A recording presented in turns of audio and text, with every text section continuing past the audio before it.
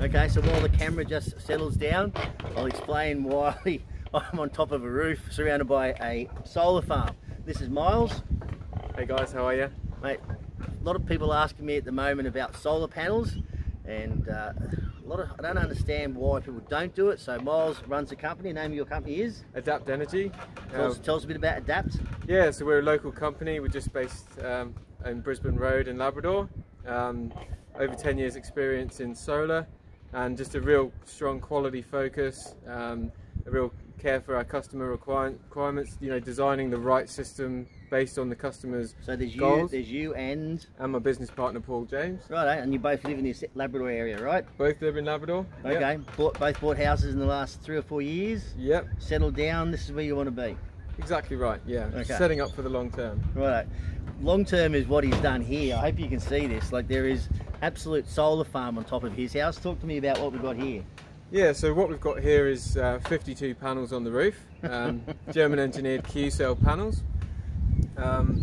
It's a 16.9 kilowatt system, so I pay to upgrade to 3-phase power so I could put such a large system on, and I can actually sell the energy back to the grid, and I actually make money from my energy company as opposed to them charging me money. So I guarantee everyone's there going, oh my God, it must have cost a fortune to set up.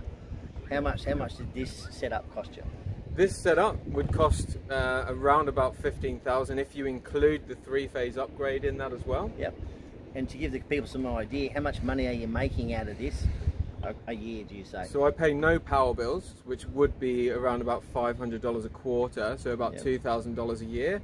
And I also credit between $700 and $900 every quarter just from selling the power back to the grid. So that's cash. So a quarter, 900 a quarter. That's a quarter, yeah. 1836, so about $3,500 a year.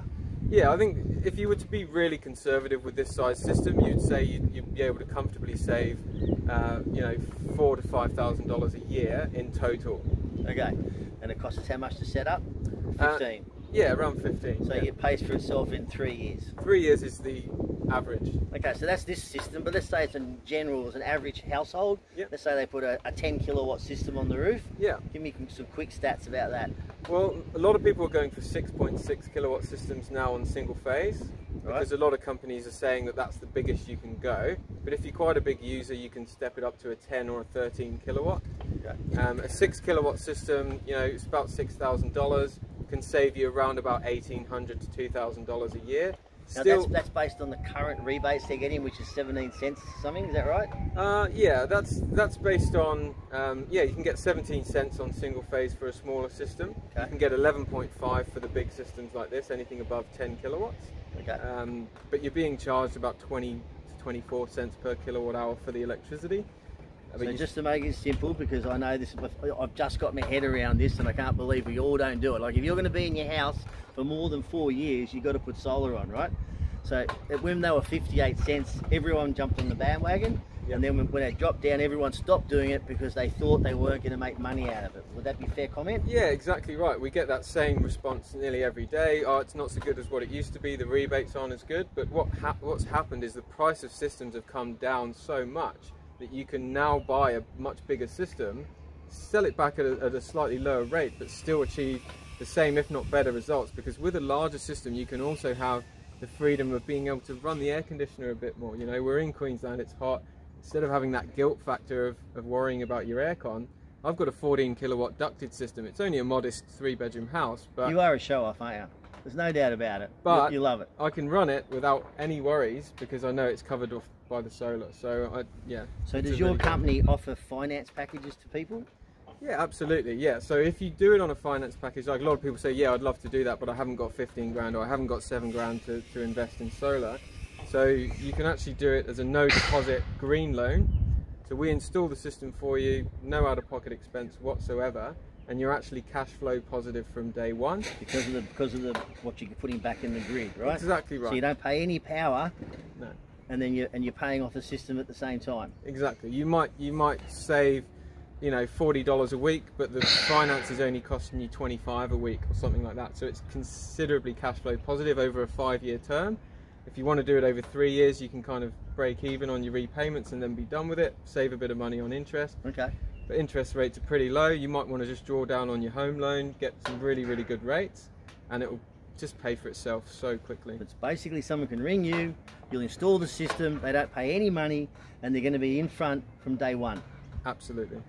So I don't understand why we don't do it. I think it's because people don't understand. Okay, so what about restrictions? What can't you put panels on top of? Asbestos, I imagine? Asbestos is a tricky one.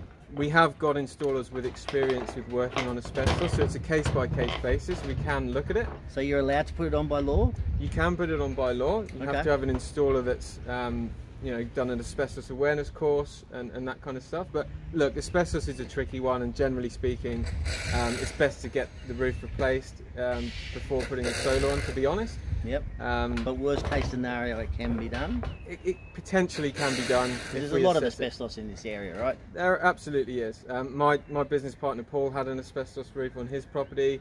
Fortunately for him, when the hailstorm came through 18 months ago, he was able to get it replaced under insurance, and then he actually had the system installed on that property.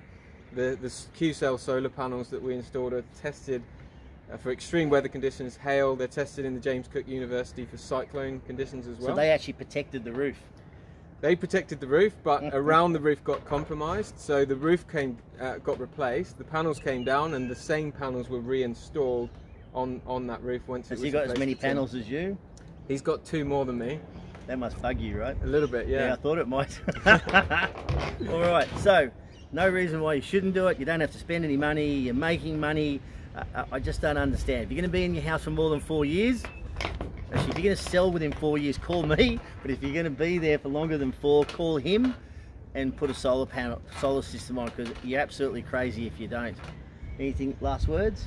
No, I just confirm that and just say, as long as you've got a quality system designed correctly by an accredited company, we're a CEC approved retailer, CEC accredited installers. What's CEC? I don't understand. That's the Clean Energy Council, who's the governing body in the solar industry, to make sure everything's done to a high standard. But just having that sign off isn't necessarily. You still have a few that, you know, do a few things dodgy. So you've got to look at the company reputation, make sure they've got, you know, good reviews online, they're using good products.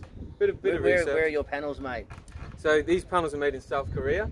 Yep. Okay, they're German engineered, but made in South Korea. You can get some okay panels made in China if you're looking for more of a mid-range, sort of, you know, 5 to 10 year investment. But if you're going to be in the property long term, we'd recommend going for, it makes no a sense non-Chinese if you have panel. to pay for it anyway, right? It doesn't make any sense why you put something inferior on when you don't have to pay for it. Exactly right. Go for the quality, have the peace of mind that it's going to last you the distance, and just give you free power for the next 25 years.